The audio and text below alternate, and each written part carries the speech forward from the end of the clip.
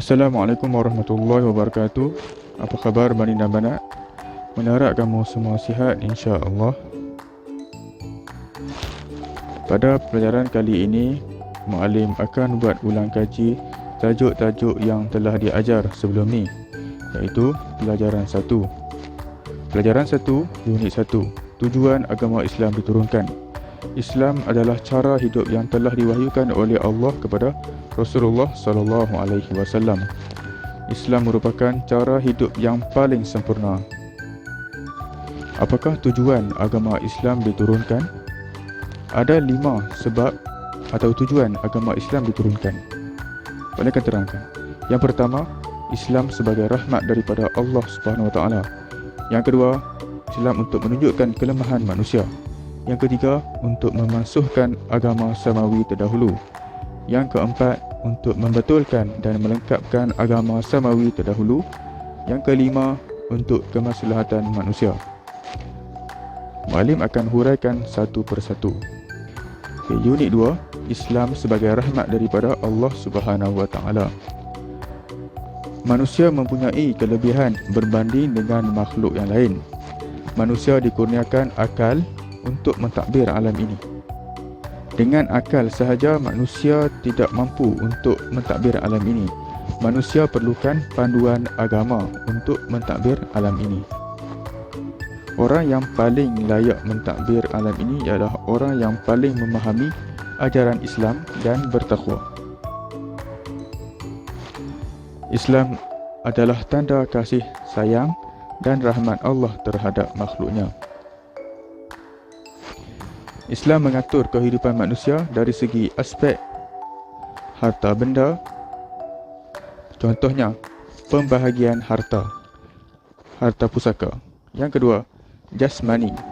Contohnya, pengharaman memakan babi dan minum arak. Yang ketiga, rohani. Contohnya, solat, doa, zikir. Yang keempat, akhlak. Contohnya, mencontohi akhlak Rasulullah sallallahu alaihi wasallam. Yang kelima, masyarakat. Contohnya, orang kaya mengeluarkan zakat kepada orang miskin. Yang keenam, peribadi. Contohnya, pengharaman berzina dan bunuh diri. Seterusnya, unit yang ketiga, menunjukkan kelemahan manusia. Islam menunjukkan kelemahan manusia. Buku teks muka surat 7. Manusia memang makhluk paling mulia, tetapi manusia mempunyai banyak kelemahan. Antaranya ialah kecetekan ilmu. Ilmu jadi sikit, ilmu manusia itu sikit. Tingginya ilmu tidak boleh setanding dengan ilmu Allah. Manusia hanya mengetahui apa yang dilihat, didengar, dirasai atau disampaikan kepadanya sahaja. Panca indera yang terbatas. Manusia tidak mampu dengan menggunakan panca indera semata-mata untuk mengetahui tentang perkara-perkara yang gaib seperti malaikat, roh, jin dan masa depan. Manusia tidak boleh melihat dengan panca indera. Manusia hanya boleh melihat dan mengetahui perkara yang jelas dan nyata seperti manusia, haiwan, tumbuh-tumbuhan. Jahil mengenai hakikat diri. Manusia jahil dari segi kejadian diri sendiri. Manusia juga tanpa pemberitahuan Allah tidak mampu untuk menyelesaikan sendiri masalah mengapa manusia dicipta dan di mana kesudahan mereka. Yang keempat, hawa nafsu dan bisikan syaitan. Wujudnya musuh-musuh manusia seperti syaitan, manusia yang jahat dan hawa nafsu yang sentiasa berusaha untuk menyesatkan manusia. Hawa nafsu merupakan musuh utama yang boleh dididik untuk mentaati Allah. Seterusnya, unit 4. Untuk memansuhkan agama samawi terdahulu. Boleh tengok buku teks muka surat 21. Agama Islam yang dibawa oleh Nabi Muhammad SAW telah memansuhkan agama-agama terdahulu.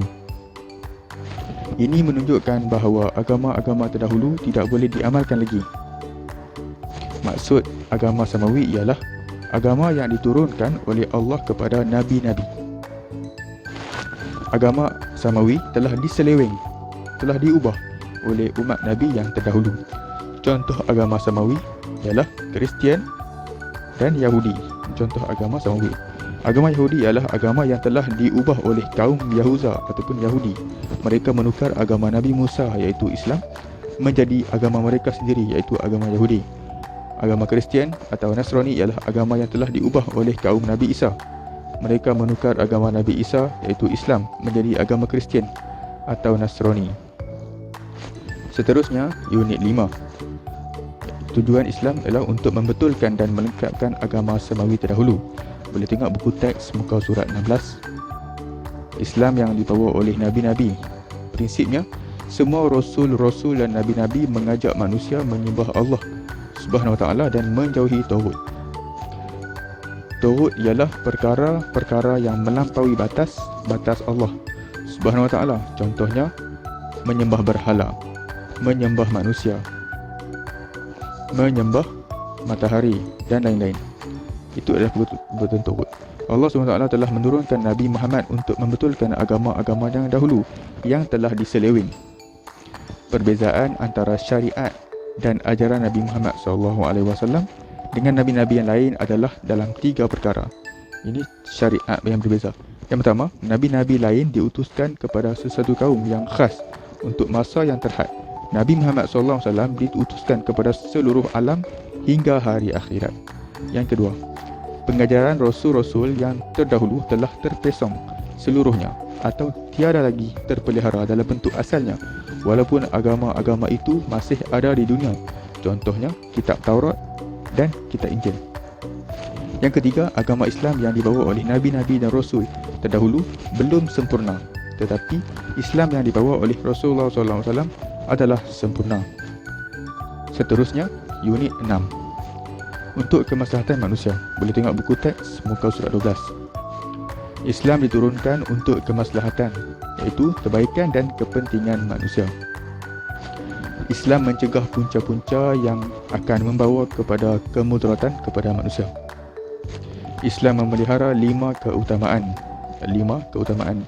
iaitu agama, jiwa, akal, keturunan dan harta. Contoh kemaslahatan ialah yang pertama, pengharaman arak dan judi. Yang kedua, pengharaman zina dan bunuh diri. Yang ketiga, rukhsah, keringanan dalam ibadah. Kenapa pengharaman arak dan judi? Kenapa arak dan judi diharamkan? Untuk menjaga akal fikiran. Mengapa zina dan bunuh diri haram? Untuk menjaga maruah diri dan nyawa. Kenapa ada rukhsah, keringanan dalam ibadah? Untuk meringankan dalam ibadah. Contohnya, orang yang sakit dibolehkan solat duduk. Wanita hamil boleh berbuka puasa jika memudaratkan diri atau kandungan. Jadi, berikut adalah sebab atau ada 5 sebab atau tujuan agama Islam diturunkan kepada manusia. Jadi, kita sambung pada pelajaran seterusnya, insya-Allah.